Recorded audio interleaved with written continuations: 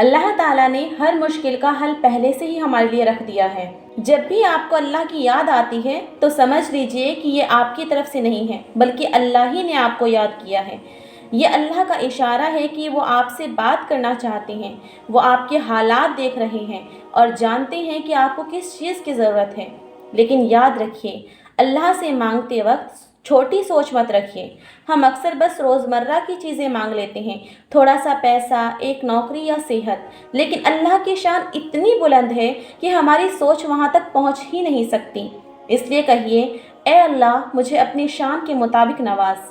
ہماری دعائیں کب کمزور پڑتی ہیں؟ جب ہمیں یقین نہیں ہوتا کہ اللہ دے گا، لیکن قرآن ہمیں یقین دلاتا ہے۔ سورہ البقرہ chapter number 2 verse number 186۔ And when my servants ask you concerning me, indeed I am near. I respond to the call of the suppliant when he calls upon me. اللہ تعالیٰ اپنے قرآن مجید سورہ بقرہ ورس نمبر 186 میں ارشاد فرماتے ہیں، اور جب میرے بندے آپ سے میرے بارے میں پوچھیں تو کہہ دیجئے کہ میں تو قریب ہوں، میں پکارنے والے کی دعا کو قبول کرتا ہوں جب وہ مجھے پکارتا ہے۔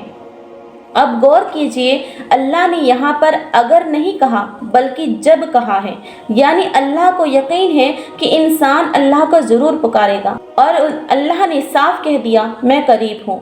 قرآن میں کا لفظ اللہ نے بہت کم استعمال کیا ہے، یا تو اپنے غضب کے وقت یا پھر اپنی بے پناہ محبت جتانے کے وقت، اور یہاں یہ محبت ہے۔ سوچیے، اللہ اس لمحے میں آپ سے اتنا قریب ہے جیسے ایک دوست اپنے دوست کی بات سن رہا ہو۔ تو اب سوال یہ ہے، جب اللہ ہمیں بلا رہا ہے تو ہمیں کیا مانگنا چاہیے؟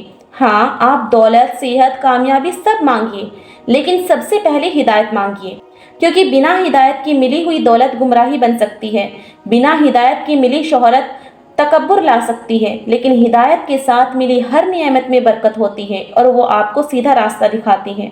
تو اب فیصلہ آپ کے ہاتھ میں ہے۔ اللہ نے آپ کو یاد کیا ہے، اللہ نے آپ کو پکارا ہے، اب آپ کی باری ہے کہ آپ اپنی دعاؤں اور پکار سے اللہ کو جواب دیں۔